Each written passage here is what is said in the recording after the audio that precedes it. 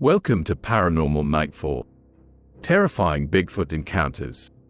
Bigfoot, also known as Sasquatch, is one of the greatest mysteries in North America. It's a 7-foot or more ape-like creature that roams the forests clear across the United States and Canada.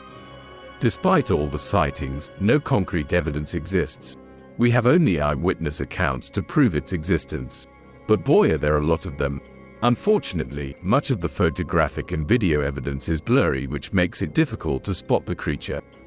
Here are just a few of the stories of real-life encounters with this mysterious creature. Ape Canyon. Ape Canyon is located on the side of Mount St. Helens in Oregon. It was here in 1924 that a group of gold prospectors claimed they had to defend their cabin against a group of what they called guerrilla men. The group consisted of Gabe Lefevre, Fred Beck, Marion Smith, John Peterson, and Roy Smith. Beck was out when he shot at a Bigfoot off a cliff while hunting. This prompted a response from a group of 4 7-foot-tall creatures that weighed around 400 pounds. They described the beasts as covered in long, black hair, and walked on 2 feet. The 4-inch ears stood straight up and they had only 4 short and stubby toes. The creatures came at nightfall. The cabin suddenly shook violently. The creatures threw rocks and boulders at a cabin and slammed into it with their bodies. One of the boulders tore through the roof of the cabin. Rocks continued to pummel the roof, with some making their way through the hole. Beck was struck by 2 of these rocks and fell unconscious after being struck by one. They even said that one creature reached in the cabin from a hole in the wall. The miners huddled in fear that night, but did survive until morning. Once the sun was up, the beasts went back into the forest. Beck contacted the Forest Service and revisited the site with Rangers J.H. Huffman and William Welch. The Rangers conducted an extensive survey of the area. There was no body and they were skeptical about the rocks that were allegedly thrown. They couldn't find anything except 14-inch footprints to corroborate the story. They considered it a hoax. This story is contrary to most in that Bigfoots don't typically attack humans and never in groups. The incident remains a mystery. Shipton's Yeti footprint. A Yeti is a type of Bigfoot that lives in cold weather and most often in the mountains.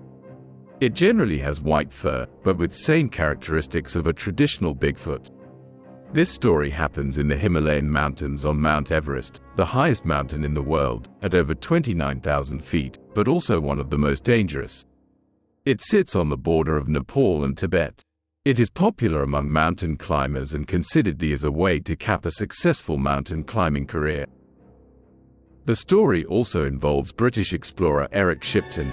Over his career, he visited the Galapagos Islands, Alaska, Australia, New Zealand, Rhodesia, Kenya, Chile, Bhutan, Nepal, and many other locations. But it's what happened on Mount Everest that would baffle the world. He took a picture which has become famous among Bigfoot enthusiasts. In 1951, Shipton and Tom Bourdion were traveling through the Himalayas, in the Menlung Basin, when he spotted a trail of large footprints. They were 12 to 13 inches long and at an altitude of 19,000 feet. The 2 climbers followed the footprints for nearly a mile. They photographed the footprints and sent them off to a friend, Mick. 25 years later, Royal Geographic Society photographer N.A. Tombazi reported a similar encounter while climbing Mount Everest. Bourdion would write to Mick saying, "Here are the footprint photos, sorry for the delay. We came across them on a high pass on the Nepal-Tibet watershed during the 1951 Everest expedition. They seem to have come over a secondary pass at about 19,500 feet, down to 19,000 feet where we first saw them, and then went on down the glacier. We followed them for the better part of a mile. What it is, I don't know, but I am quite clear that it is no animal known to live in the Himalaya, and that it is big." 2 years later, and Sir Edmund Hillary, who was the first person to reach the peak of Mount Everest, set out to find the Yeti. He never did, but the fact that another famous explorer would treat the story seriously cannot be discounted. Another incident was in 2012 when mountain climber Mike Reese photographed more large footprints. In 2014, Christie's auction house auctioned off the Shipton photos for close to $10,000. Jeff Boyle, a Bigfoot encounter. Jeff Boiler was a former Marine who one day received a call from a friend he knew in the Marines. He worked for a small town in the Cascade Mountains as the sheriff. The sheriff asked him if he was interested in becoming a deputy sheriff in his department. Jeff jumped at the chance to move to the serene small town and the opportunities to hunt and hike. Jeff had been on the job just a few months when he finished his shift early and decided it was a good day to take a hike. It was a clear day and the beautiful mountains beckoned to him.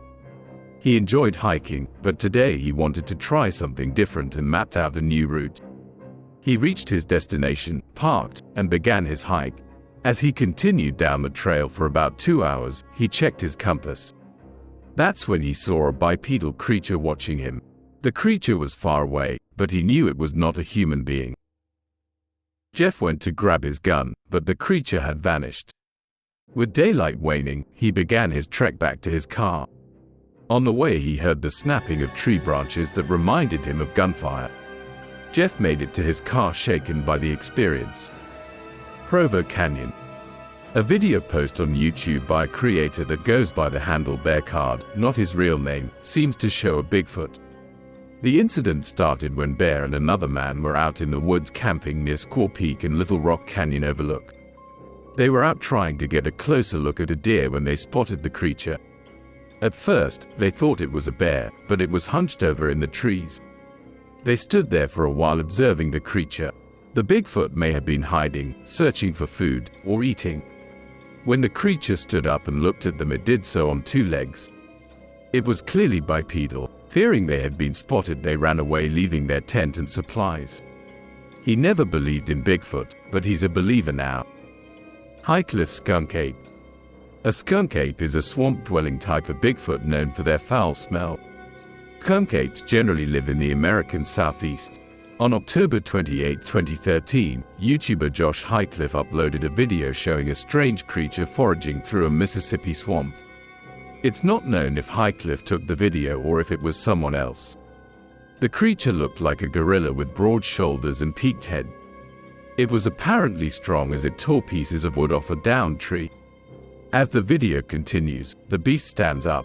When it did so, the videographer took off. The Paul Freeman encounter. Paul Freeman was a U.S. Forest Service patrolman. He also enjoyed searching for as of yet unknown species, making him a cryptozoologist. Freeman worked in the forests of Washington state. In 1982, he made an astounding discovery. He was then that he spotted huge hand and footprints near the Blue Mountains. In those days, cell phones had yet to be invented and carrying a camera was not a common practice. As such, Freeman took no photos. However, he did have the materials to take plaster casts. The casts have been scrutinized by academics and the public alike. Some call them a hoax and dismiss them out of hand. However, one researcher at Washington State University, Grover Krantz, thought they might be genuine. He noted the skin whorls and dermal ridges which were difficult if not impossible to reproduce. But Freeman wasn't done making startling discoveries. In 1994, he was hiking through the same area and witnessed 2 adult Bigfoots taking care of the young. Perhaps because he didn't have photographic evidence from before, this time he was carrying a video camera. Cameras of that era did not produce high-quality video, so the grainy quality and shakiness makes for a difficult watch. By many, this video is seen as the second greatest proof of Bigfoot after the Patterson-Gimlin film. Firefighter. John was a firefighter vacationing in the mountains of Oregon. John was not that familiar with the great outdoors, but that didn't keep him from wanting to get away from the hustle and bustle of Chicago life. He was hiking in the mountains above Alessa, Oregon when he had a terrifying encounter. It was March of 2012 when he crossed timberland near a highway. He remembers getting a tingling feel that made him uneasy as if something was nearby. He stopped and looked up to see a male Bigfoot only 20 feet from him.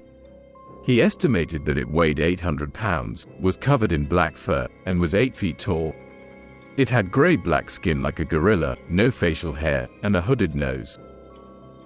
Although many people who encounter Bigfoots notice a strong odor, he couldn't smell anything.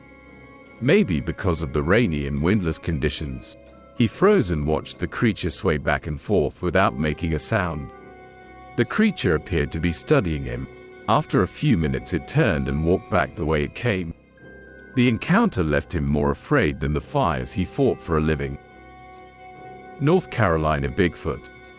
The Uwharrie National Forest is a 50,000-acre park located in south-central North Carolina.